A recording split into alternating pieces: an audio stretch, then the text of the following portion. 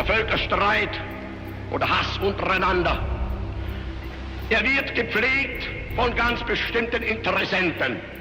Es ist eine kleine, wurzellose, internationale Clique, die die Völker gegeneinander hetzt, die nicht will, dass sie zur Ruhe kommen. Es sind das die Menschen, die überall und nirgends zu Hause sind, die nirgends einen Boden haben, auf den sie gewachsen sind, sondern die heute in Berlin leben, morgen genauso gut in Brüssel sein können, übermorgen in Paris oder mit in Prag oder in Wien oder in London und die sich überall zu Hause fühlen. وأقولها ليهود علنا لقد آن أوان ذبحكم لقد آن أوان قتالكم لقد آن أوان قتلكم وإنا بإذن الله لها نحن والمسلمين الصادقين المخلصين.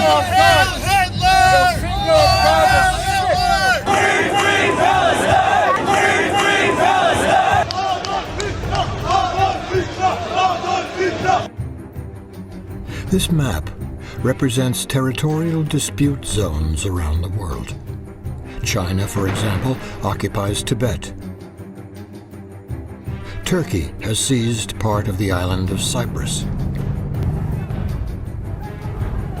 Morocco and Mauritania claim part of the Sahara. Yet it is rare to hear about these conflicts, while the dispute between Israel and the Arabs of Palestine regularly makes the headlines, leads to systematic condemnations at the United Nations, and demonstrations calling for a boycott of the Jewish state. From terrorist attacks to retaliation, people are suffering, and it seems that this conflict has no end, while many in the Western world support the Palestinian cause, a cause that has even become a fashion with its specific vocabulary, clothing, and rituals. However, the Palestinian cause is of much less interest when, for example, the Palestinian city of Yarmouk in Syria is attacked and bombarded by the Assad regime. Nor did anyone rally for the Palestinian victims when, in 1970, the Jordanian and Syrian armies carried out a massacre resulting in the death of 25,000 people, according to the PLO. When Arabs attack Arabs, the streets of Western cities remain empty. Could it be that the Palestinian cause is able to federate in only one case when Jews are involved?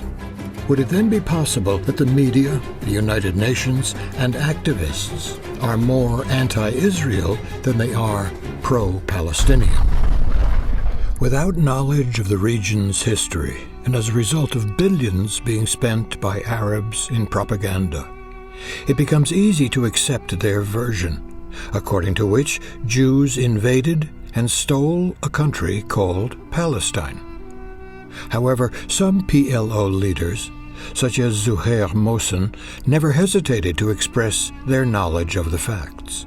The Palestinian people do not exist. The creation of a Palestinian state is only one way to continue our struggle against the state of Israel for Arab unity. In reality, there is no difference between Jordanians, Palestinians, Syrians, and Lebanese. في أساسنا نص فلسطين يا أخواننا مصري ونصها سعودي. إيش من هم الفلسطينيون؟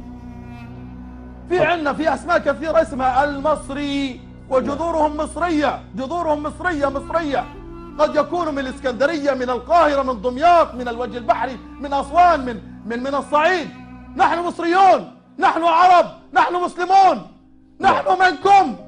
In the middle of the 19th century, on his return from a long stay in the Palestinian region, a certain Karl Marx published the following article in the New York Herald Tribune. The sedentary population of Jerusalem numbers about 15,500 souls, of whom 4,000 are Muslims and 8,000 are Jews. The Muslims, forming about the fourth part of the whole, are of course the masters in every aspect. Nothing equals the misery and the suffering of the Jews in Jerusalem. They are the constant objects of Muslim oppression and intolerance. At the same time, Mark Twain wrote, "There was hardly a tree or a shrub anywhere. Even the olive and the cactus, those fast friends of a worthless soil, had almost deserted the country." And where does this myth of a stolen land come from? In 1947, the United Nations shared what remained of mandatory Palestine. The Jews accepted this. The Arabs refused and attacked Israel, hoping to push the Jews into the sea or exterminate them. No one expected Israel to win the war. In 1967 and 1973, the Arab countries tried again to destroy the Jewish state. إن شعبنا العربي قد عقد عزمه على تطهير فلسطين منكم. فاحزموا حقائبكم واهربوا من فلسطين قبل أن نأتيكم بالموت. لا ترحم صهيوني وتفضل خليها تذبح. اذبح لا ترحم صهيوني وتفضل خليها تذبح. اذبح اذبح اذبح اذبح تذبح. اذبح اذبح اذبح اذبح تذبح. اقتلوا واسحقوا واذبحوا، وغدا سنقذف بجثث الصهاينة الدنسة في البحر وخارج مياهنا الإقليمية لتحملها أساطيل واشنطن ولندن هدايا لجونسون وويلسون. Despite their numerical superiority, the Arabs lost war after war. Their military defeats led them to adopt a new strategy. Use diplomacy and oil pressure to bring Israel to an end. For a land conquered by Islam must forever belong to Islam.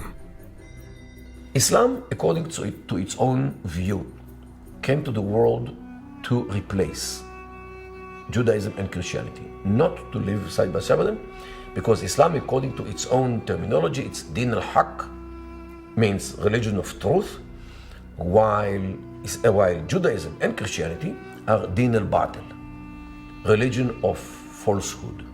Islam from the beginning was under the doubt whether it is an original religion or it is a copy and paste of Judaism and Christianity. According to Islam, a Jew has the right to live as dhimmi. The mere existence of Israel, and especially the rule over Jerusalem and what we're doing in the Temple Mount, for them it means the Judaism comes back to life, and this is a threat on the mere existence, on the raison d'être of Islam. يقول النبي صلى الله عليه وسلم: لا تقوم الساعة حتى يقاتل المسلمون اليهود، حتى يختبئ اليهودي خلف الشجر والحجر، فينطق الشجر والحجر يقول: يا مسلم يا عبد الله، هذا يهودي ورائي، تعال فاقتله. اللهم عجل بيوم يهود يا الله، اللهم عجل بيوم قتلهم، اللهم عجل بيوم قتالهم، اللهم عجل بيوم ذبحهم.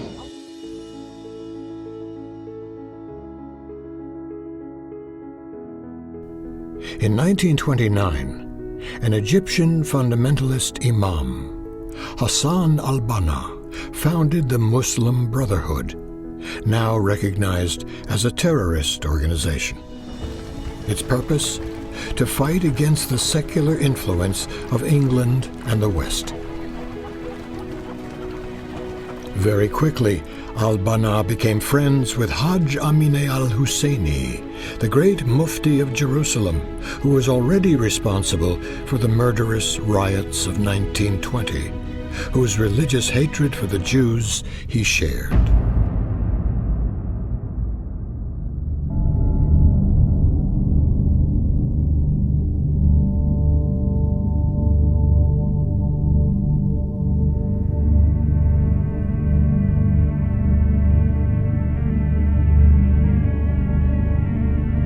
بتدفنوها بايديكم وتذبحوا اليهود بايديكم زي ما ذبحناهم في الخليل، ان شاء الله بتذبحوهم. The pretext for these massacres? The Jews were reportedly preparing to destroy the Al-Aqsa Mosque, a lie that has since been regularly repeated by Arafat and Mahmoud Abbas. لو أتيح للإسرائيليين أكثر من هيك لقاموا بأكثر من هيك وهدموا الأقصى. Sie haben früher alle gelacht, diese Juden. Sie haben das für einen Spaß gehalten. Sie lachen heute nicht mehr. Sie wissen, es ist ein blutiger Ernst geworden. Hitler's speeches convinced al-Husseini that the Nazis would be ideal allies against the English occupation and world Judaism that he dreamt of annihilating. In 1933, al-Husseini established contact with the German consul in Jerusalem. That same year, in Syria, Antun Saada, nicknamed the Syrian Führer, created his nationalist socialist party, Hizb el-Qawmi el-Suri, whose flag strangely resembles the Nazi banner. In Egypt, Ahmad Hussein founded the Young Egypt Party, Misr al-Fatah, whose slogan was "One people, one party, one leader," identical to that of the Nazi Party, the infamous Ein Volk, Ein Reich, Ein Führer. Behind these alliances could be found each time the great Mufti. In 1938, Alfred Rosenberg, an ideologue of the Nazi Party, wrote, "The longer the blaze continues in Palestine, the stronger the opposition to a Jewish state in all Muslim countries."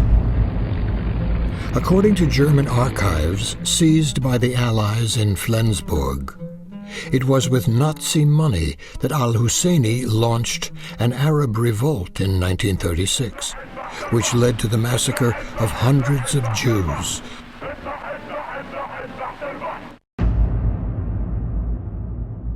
In 1938, when the rise of Nazism made Jewish immigration to Palestine more urgent than ever, the publication of the English White Paper would open Palestine's doors wide to Arab immigrants, while blocking the arrival of Jews in despair of escaping Nazi persecution.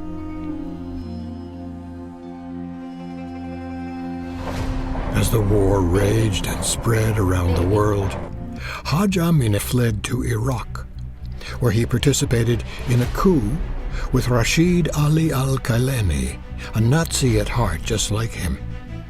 Together, they unleashed the Farhud, an organized massacre of Iraqi Jews.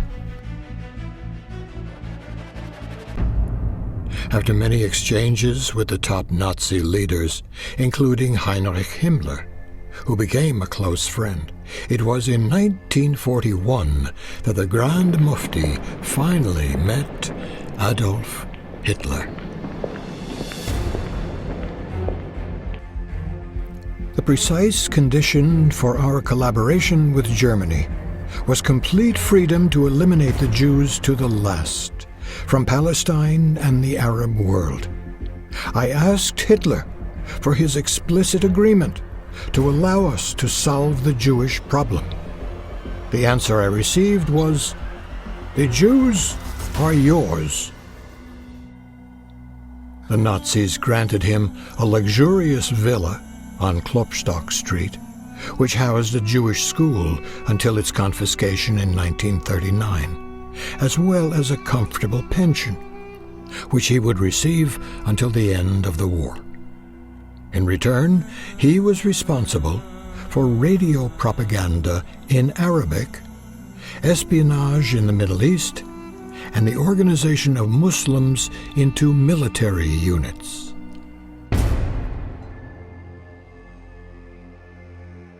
This division of Bosnian Muslims, established with the help of Greater Germany, is a model for Muslims in all countries. Nazi Germany is fighting world Jewry. The Quran says, "You will see that the Jews are your worst enemies." In 1942, Eichmann informed the Mufti of the methods that had been put in place for the final solution, that is, the extermination of the Jews. Es gehört zu den Dingen, die man leicht ausspricht. Das jüdische Volk wird ausgerottet. Das sagt Ihnen jede Parteigenosse. Ganz klar steht in unserem Programm drin, Ausschaltung der Juden, Ausrottung machen wir, Kleinigkeit. Very impressed, the Mufti asked for an advisor to help him implement the same methods in Palestine, once the Nazis had won the war. His plan was to create giant crematoria near Nablus, like those in Auschwitz, to exterminate Jews from all Arab Muslim countries. When in 1943, Eichmann planned to exchange German prisoners of war for 5,000 Jewish children and send them to Palestine with the agreement of the English government, Husseini protested and finally had the children exterminated in gas chambers.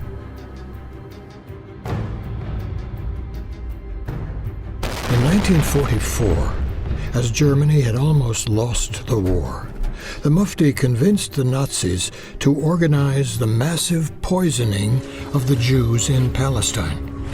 A commando parachuted south of Jericho, but it was reported to British forces by the Bedouins, and its leader, Kurt Wieland, arrested.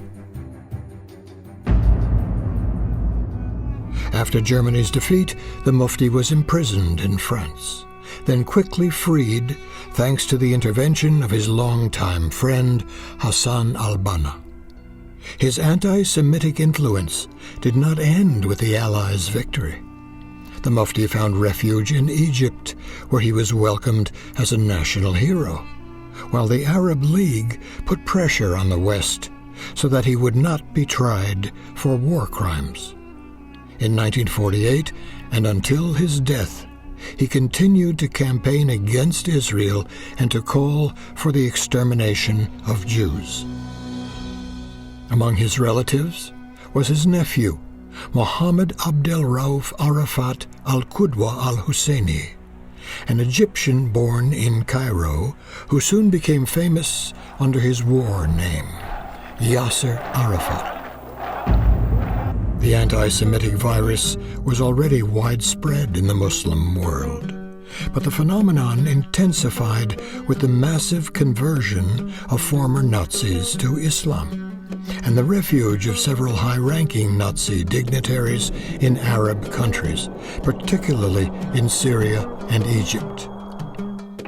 Nazi officers trained the Fedayeen to become terrorists. Goebbels' propaganda methods were widely employed.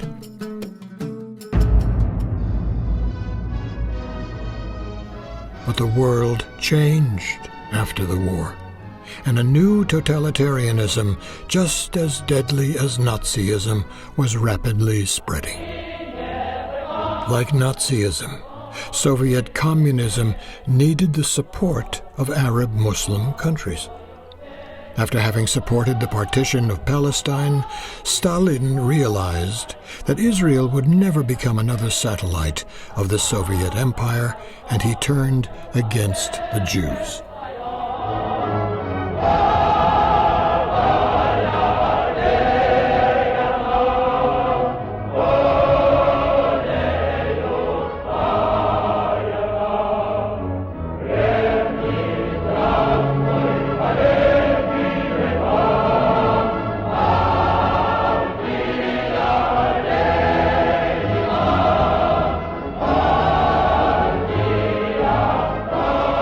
In 1964, the idea of a Palestinian people, rejected until then, had just been born in the minds of Yasser Arafat and the Egyptian president Abdel Gamal Nasser, with the help of the Russian KGB. Its objective was not to offer independence and prosperity to a people, but to turn world opinion against Israel. It took time, but it worked. From the river to the sea, Palestine! 1976. A former Nazi, Kurt Waldheim, was then Secretary General of the United Nations. Under his leadership, under pressure from the Muslim world and from communist countries, the General Assembly passed Resolution 3379, declaring Zionism as a form of racism. A great evil has been loosed upon the world. Now I should wish it to be understood that I am here making one point and one point only, which is whatever else Zionism may be, it is not and cannot be a form of racism. It was a temporary victory for the Palestinians, now supported by two camps, the nostalgic of Nazi Germany and the far left. Definitely, most definitely, we oppose a Jewish state in any part of Palestine. Resolution 3379 was cancelled in 1991. Recently, Mahmoud Abbas, whose anti-Semitism and double talk are well known, has tried to restore this old resolution. وأقول قبل أسبوع فقط قام عدد من الحاخامات في إسرائيل وأعلنوا إعلانا واضحا مطالبين حكومتهم بتسميم المياه لقتل الفلسطينيين. أليس هذا تحريضا؟ Throughout the world, the Palestinian cause has become the symbol of a people oppressed by Jews.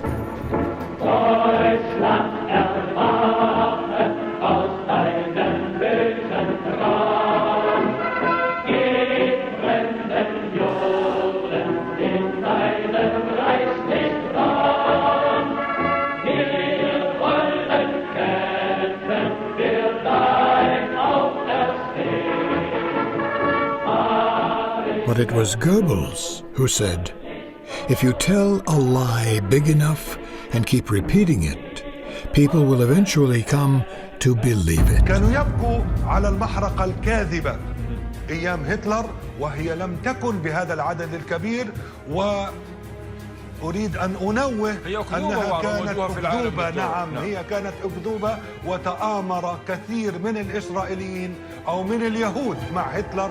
The satanic Jews that control everything and mostly everybody.